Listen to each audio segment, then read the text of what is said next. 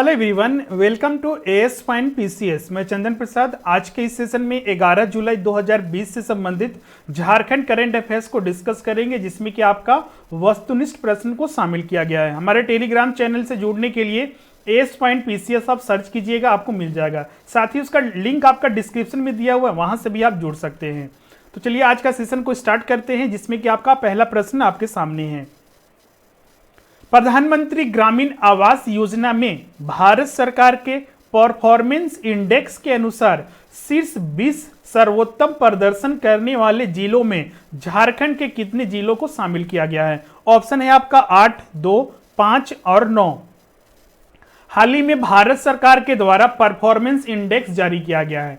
अब इस performance index में क्या शामिल किया गया है? तो इस परफॉर्मेंस इंडेक्स में प्रधानमंत्री आवास योजना ग्रामीण स्तर पर, ध्यान रखिएगा, जो प्रधानमंत्री आवास योजना होता है शहरी के लिए अलग है, ग्रामीण के लिए अलग है। तो इसमें जो परफॉर्मेंस इंडेक्स जारी किया गया है ग्रामीण के लिए जारी किया गया है।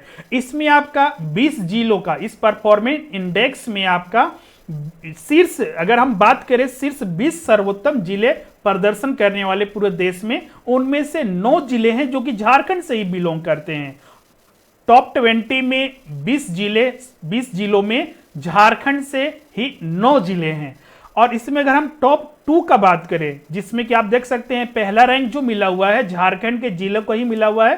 पहले रैंक पर रामगढ़ है, दूसरा रैंक पर झारखंड का ही जिला जामताड़ा है, तीसरा रैंक पर आपका रायपुर है। इसके अलावा और भी जिले हैं झारखंड से, आप देख सकते हैं 10वां रैंक पर आपका बोकारो है झारखंड से आपका। उसके बाद आपका झारखंड से गिरिडीह है जो कि 14वें स्थान पर भी है। 15वें स्थान पर भी पलामू का ही झारखंड का जिला है। 16वें स्थान पर कुटी झारखंड का जिला है। 17वें स्थान पर सरायकेला खरसावां झारखंड का ही जिला है। 18वें स्थान पर पश्चिमी सिंहभूम, जिसमें कि झारखंड का ही जिला है। और 20वें स्थान पर भी सिमडेगा जो कि झारखंड का ही जिला है। और अन्य जिलों भी यहाँ पर शामिल किया गया है देश के अन्य भागों से। और इसमें भी झारखंड का पूरे देश में सबसे सर्वश्रेष्ठ प्रदर्शन भी रहा है। अगर बात करें प्रश्न का, तो प्रश्न में सिर्फ इतना पूछा गया था कि शीर्ष 20 सर्वोत्तम प्रदर्शन करने वाले जिलों में झारखंड के कितने जिलों को शामिल किया गया है। इसका सही उत्तर आपका डी होगा, 9 जिले शामिल किए गए हैं।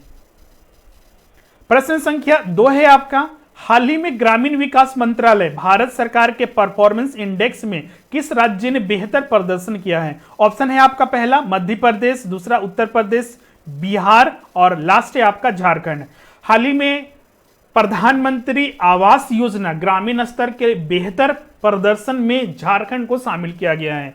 जो परफॉर्मेंस इंडेक्स जारी किया गया था ग्रामीण विकास मंत्रालय के द्वारा, उसमें शीर्ष 20 में जो जिले शामिल किए गए हैं उनमें झारखंड से 9 जिले हैं। इसमें रामगढ़ के जिला को, जैसा कि हमने बताया, पहले स्थान पर रखा गया है और जामताड़ा को दूसरे स्थान पर पूरे देश में। रामगढ़ के जो अभी वर्तमान में उपायुक्त हैं संदीप सिंह, उन्होंने इसके लिए जिला प्रशासन की पूरी टीम को बधाई दी है।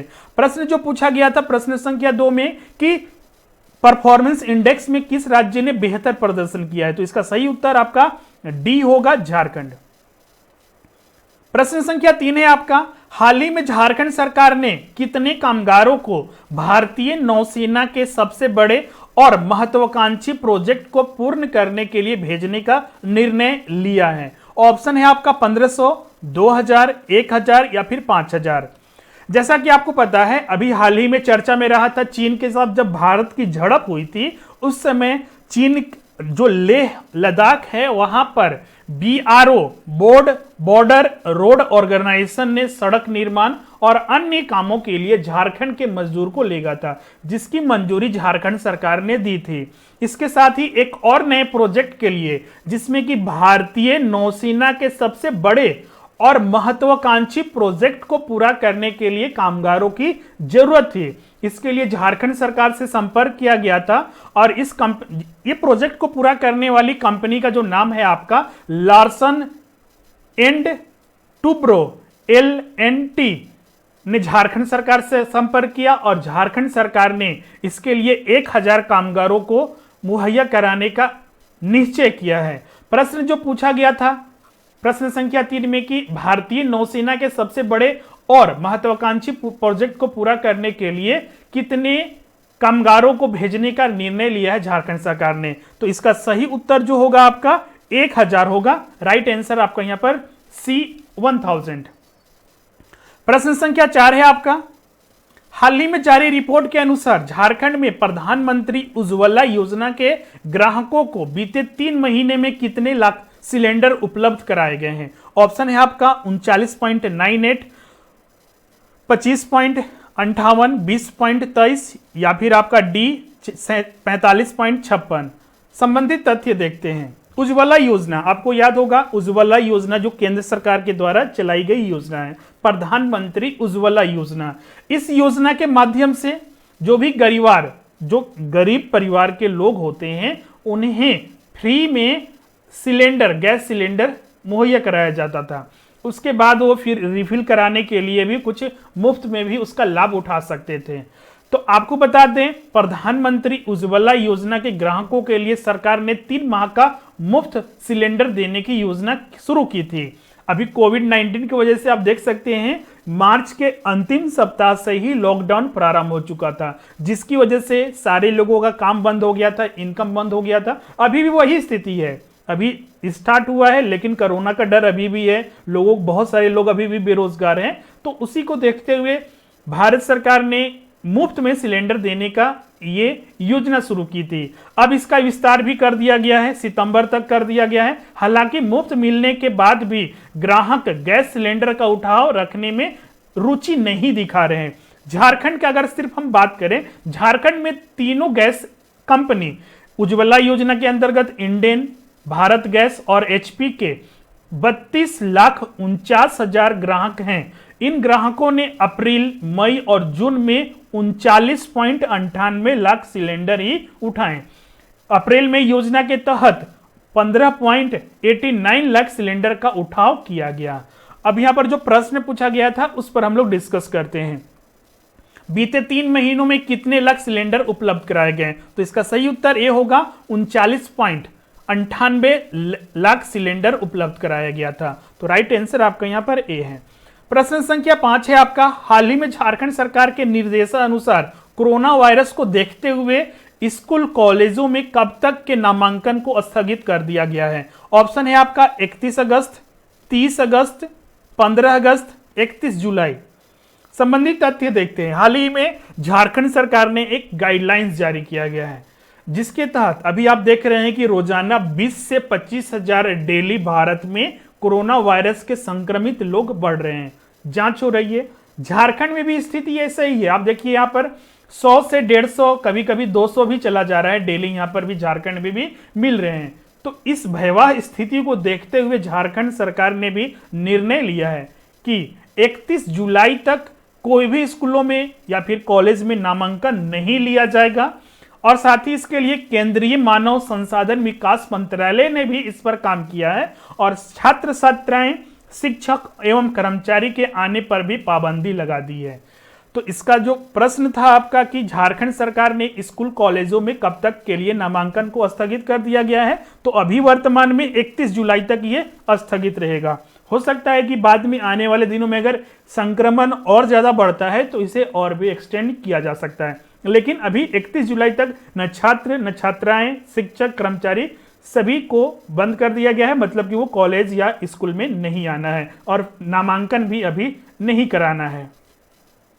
प्रश्न संख्या 6 है आपका, हाल ही में ग्रामीण विकास विभाग झारखंड सरकार के मिशन सक्षम, इसको ध्यान में रखिएगा, एग्जाम में पूछा जा सकता है, सबसे इंपॉर्टेंट है। मिशन सक्षम क्या है कि आंकड़ों से मिली जानकारी के अनुसार झारखंड में आए कुल प्रवासी श्रमिकों में से कितने प्रतिशत श्रमिक मनरेगा योजना के तहत काम करने के लिए तैयार हैं।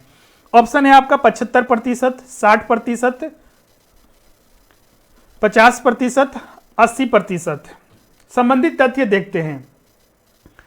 मार्च के अंतिम सप्ताह में लॉकडाउन प्रारंभ किया गया था। उसके बाद से सारे चीजें, लोग तो जहां थे वहीं रह गए थे। उसके बाद फिर 1 मई से, जिस दिन से मजदूर दिवस प्रारंभ हुआ था, जिस दिन आपका मजदूर दिवस था, उस दिन से झारखंड सरकार ने पहल की थी और ट्रेनों के माध्यम से जो श्रमिक फंसे हुए थे दूसरे राज्य में, उन्हें अपने राज्य में भेजने का प्रबंध किया गया। श्रमिक स्पेशल ट्रेनें चलाई गई। अब तक के डाटा के अनुसार झारखंड में दूसरे राज्य से अपने राज्य में लौटे करीब 7 लाख लोग हैं। एक सर्वेक्षण कराया गया ग्रामीण विकास विभाग के द्वारा। अब ये जो लौटे मजदूर हैं उनकी हम बात कर रहे हैं। 7 लाख जो लौटे हैं दूसरे राज्य से अपने राज्य झारखंड में, सिर्फ ग्रामीण विकास विभाग झारखंड सरकार के तहत एक सर्वेक्षण कराया गया और ये मिशन सक्षम इसको नाम दिया गया। इस मिशन सक्षम में आंकड़े एकत्रित किए गए और लोगों को किस तरह से रोजगार में शामिल किया जाएगा उसके लिए प्रबंध किया जाना चाहिए। इस मिशन के तहत ये आंकड़े कलेक्ट किया गया। मिशन सक्षम ने झारखंड आए कुल प्रवासी श्रमिकों में से 3,01,987 लोगों से बातचीत के आधार पर एक डाटाबेस तैयार किया। इनके मुताबिक 3,01,987 प्रवासी श्रमिकों में से 75.04% यानी 2,26,603 लोग मनरेगा योजना के तहत काम करने के लिए तैयार हैं। ये लोग अन्य राज्यों में दिहाड़ी मजदूरी करके अपना जीवन यापन करते थे लॉकडाउन से पहले। प्रश्न जो पूछा गया था कि जो अभी मिशन सक्षम चलाया गया था इसके अनुसार कितने प्रतिशत श्रमिक मनरेगा योजना के तहत काम करने के लिए तैयार हैं, तो सही उत्तर होगा सी, 75% काम करने के लिए तैयार हैं। प्रश्न संख्या 7 है आपका, भारत सरकार ने चालू वित्तीय वर्ष में झारखंड को मनरेगा के तहत कितने करोड़ मानव दिवस रोजगार सृजित करने का लक्ष्य दिया है। ऑप्शन है आपका 18.20 करोड़, 15.50 करोड़, 10.50 करोड़, 5.50 करोड़। संबंधित तथ्य देखते हैं। भारत सरकार ने अभी एक गाइडलाइंस जारी की है, हर राज्यों को यह दिया गया है जो कि संशोधित अंतिम लक्ष्य है। पहले यह लक्ष्य अलग था, फाइनली अभी लक्ष्य दिया गया है वो अलग है, वो फाइनल है। इसीलिए यहां पर देखिएगा एक वर्ड लिखा हुआ है, झारखंड सरकार को संशोधित लक्ष्य दिया गया है। लक्ष्य क्या है? भारत सरकार ने चालू वित्तीय वर्ष मतलब कि 2020-21 खासकर जब से लॉकडाउन प्रारंभ हुआ है, वर्ष में झारखंड को मनरेगा में 10.5 करोड़ 10 करोड़ 50 लाख मानव दिवस रोजगार सृजन करने का लक्ष्य दिया है। जिलावार लक्ष्य निर्धारित कर दिया गया है। उन्हें कहा गया है कि इसमें ज्यादा से ज्यादा श्रमिकों को रोजगार से जोड़ा जाए। प्रखंड एवं पंचायतवार साप्ताहिक लक्ष्य निर्धारित करके लक्ष्य प्राप्ति करने को कहा गया है। प्रश्न संख्या 7 में जो पूछा गया था कि भारत सरकार ने जो लक्ष्य दिया है झारखंड को वित्तीय वर्ष 2020-21 के लिए कितने करोड़ मानव दिवस सृजन करने का लक्ष्य दिया है, तो इसका सही उत्तर सी होगा। 10 करोड़ 50 लाख मानव दिवस रोजगार सृजन करने का लक्ष्य दिया है मनरेगा के तहत। मनरेगा क्या है? इसके तहत ग्रामीण क्षेत्रों में 100 दिनों के लिए गारंटी रोजगार देने का एक प्रावधान है। अगर उन्हें रोजगार 100 दिनों का नहीं मिलता है तो उसके बदले आज के डेट में उसे रोजगार भत्ता भी दिया जाता है, लेकिन प्रावधान जरूरी है कि उन्हें देना ही है। नहीं देते हैं तो आपको उसके लिए रोजगार भत्ता भी देना पड़ेगा, जो कि एक अच्छी पहल है। प्रश्न संख्या 8 है आपका, कोरोना वायरस संक्रमण की रोकथाम के मद्देनजर बाबा रामदेव, जिनकी कंपनी पतंजलि है, पतंजलि की इम्यूनिटी बूस्टर होगा, इम्यूनिटी बूस्टर पहली बार किस राज्य में लॉन्च की गई है?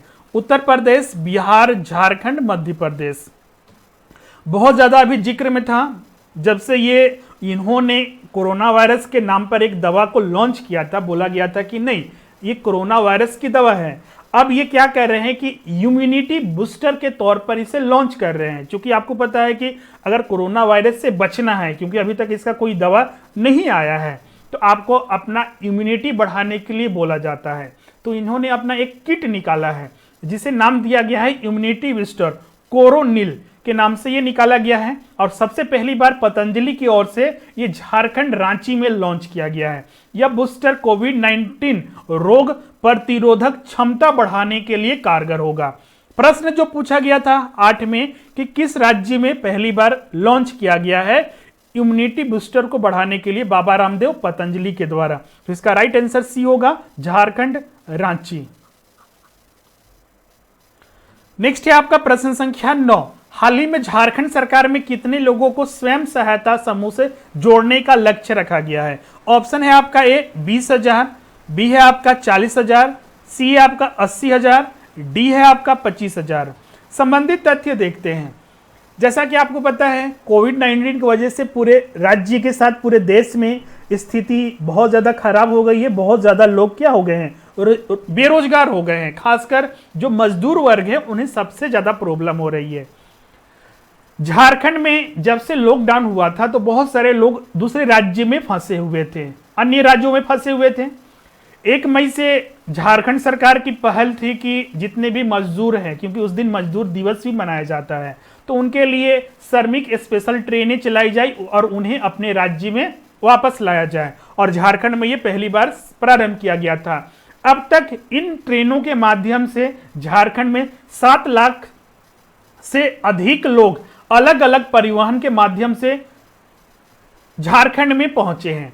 इस दौरान आपको अभी हमने बताया था कि ग्रामीण विकास विभाग के झारखंड सरकार के द्वारा एक सर्वेक्षण कराया गया था। इसमें पता यह चला कि इसमें 80,000 से अधिक ऐसे परिवार हैं जो अभी तक स्वयं सहायता समूह, जो एक गांव स्तर पर होता है जहां पर लोगों को आर्थिक सहायता और लोन वगैरह दिया जाता है, इस समूह से जोड़ने के लिए प्रेरित किया जाता है, एक तरह से रोजगार भी दिया जाता है, तो उनसे अभी तक नहीं जुड़े हैं, जो लोग वापस पहुंचे हैं। तो अब सरकार क्या कर रही है कि इन लोगों को भी स्वयं सहायता समूह से जोड़ने का मुहिम बना रही है, जिससे कि इन्हें रोजगार उपलब्ध कराया जा सके। तो इसका प्रश्न संख्या 9 का जो सही उत्तर होगा सी होगा। 80,000 लोगों को जोड़ने का लक्ष्य रखा गया है। प्रश्न संख्या 10 है आपका, हाल ही में झारखंड में खुलने वाले 13 केंद्रीय विद्यालयों में झारखंड सरकार के आदेशानुसार किस शैक्षणिक सत्र से पढ़ाई शुरू की जाएगी? हाल ही में, इस थोड़ा प्रश्न को अच्छे समझिएगा, हाल ही में झारखंड में 13 नए केंद्रीय विद्यालय का प्रारंभ किया जाना है। झारखंड सरकार ने इसके लिए आदेश दिया है कि शैक्षणिक सत्र से पढ़ाई किया जाए। तो ये किस शैक्षणिक सत्र से पढ़ाई किया जाएगा, उसी के बारे में प्रश्न में पूछा गया है। ये है आपका 2022-23 से, 2020-21 से, 2021-22 से, या फिर 2019-20 से। संबंधित तथ्य देखते हैं। हाल ही में जो कल्याण मंत्री हैं चंपई सोरेन, उनके द्वारा यह घोषणा किया गया कि 13 जो नई एकलव्य विद्यालय हैं उन्हें प्रारंभ किया जाएगा और इसी शैक्षणिक सत्र से, मतलब कि 2020-21 से ही पढ़ाई को शुरू किया जाएगा। अभी मंगलवार को ही एकलव्य और आवासीय विद्यालयों में नामांकन के लिए एक परीक्षा का आयोजित किया गया था, जिसका परिणाम जारी कर दिया गया है। चंपई सोरेन के द्वारा ही ये रिजल्ट जारी किया गया है, जिसमें कि बहुत सारे छात्र सफल हुए हैं और उन्हें एडमिशन लिया जाएगा उनमें। अब ये समझते हैं कि जो एकलव्य विद्यालय है क्या चीज।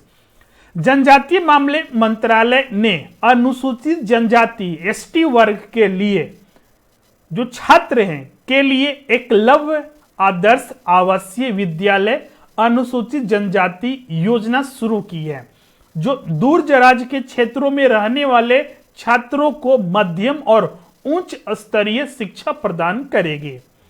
एकलव्य विद्यालय स्पेशली अनुसूचित जनजाति के लिए चलाया गया एक योजना है, जिसके माध्यम से जो छात्र इन विद्यालयों में पढ़ना चाहता है, मान लीजिए दूर दराज में, चूंकि आपको पता है कि जो आदिवासी ST-SC लोग होते हैं, बहुत सारे ऐसे जगह रहते हैं जहां पर उन्हें कोई भी विद्यालय नहीं है, किसी भी तरह का सुविधा नहीं मिलता है पढ़ाई करने के लिए, तो उनके लिए ये विशेष रूप से एकलव्य विद्यालय चलाया गया है। ये केंद्र सरकार की मुहिम है, जिसमें कि विभिन्न राज्यों में बहुत सारे एकलव्य विद्यालय खोले जा रहे हैं और वहां पर उन्हें पढ़ाया जाएगा। तो यह 13 नए जो एकलव्य विद्यालय झारखंड में खोले गए हैं, इसी सत्र से 2020-21 से ही पढ़ाई प्रारंभ की जाएगी। तो इस तरह से आज हमने जो आपके साथ डिस्कस किया है, कुल 20 प्रश्नों को डिस्कस किया है, 10 प्रश्नों को डिस्कस किया है यहाँ पर, जो कि इससे संबंधित तथ्यों को भी यहाँ पर डिस्कस किया है। हमारे स्टडी मटेरियल जिसमें कि आपको कंप्लीट स्टडी नोट्स प्रोवाइड किए जाते हैं, JPSC, JSSC, CGL भाषा एवं साहित्य पेपर, जिसमें कि अभी आपका हिंदी से संबंधित भाषा एवं साहित्य के कंप्लीट नोट्स दिए जा रहे हैं। ज्यादा जानकारी के लिए आप इस नंबर पर कांटेक्ट कीजिए, सारी इंफॉर्मेशन आप दे दी जाएगी और आप नोट्स ऑर्डर कर सकते हैं, जो कि आपके एड्रेस पर भेजी जाती है। डिस्क्रिप्शन में लिंक भी दिया हुआ है, वहां से आप स्टोर में जाना है, क्लिक कीजिएगा, वहां से आपको ऑर्डर करना है, अपना डाटा एड्रेस वगैरह फिल कर देना है और फिर आप पेमेंट कर दीजिए। उसके बाद वो एड्रेस पर आपके विद इन 5 to 6 डेज में आपको रिसीव हो जाएगी। और अगर हो सकता है कोरोना वायरस की वजह से थोड़ा लेट हो तो विद इन 1 वीक फिर भी आपको मिल जाती है। इस नंबर पर आप कांटेक्ट कीजिए, सारी इन्फॉर्मेशन आपको दी जाएगी। तो आज के सेशन में बस इतना ही। अगर वीडियो आपको अच्छा लगता है तो जरूर से लाइक कीजिएगा, शेयर कीजिएगा और अभी तक आपने इस चैनल को सब्सक्राइब नहीं किया है तो जरूर कीजिएगा। हमारे व्हाट्सएप ग्रुप से जुड़ने के लिए HighEst PCS लिखकर इस नंबर पर मैसेज कीजिए, आपको ऐड कर दिया जाएगा। मिलते हैं नेक्स्ट वीडियो में कल के।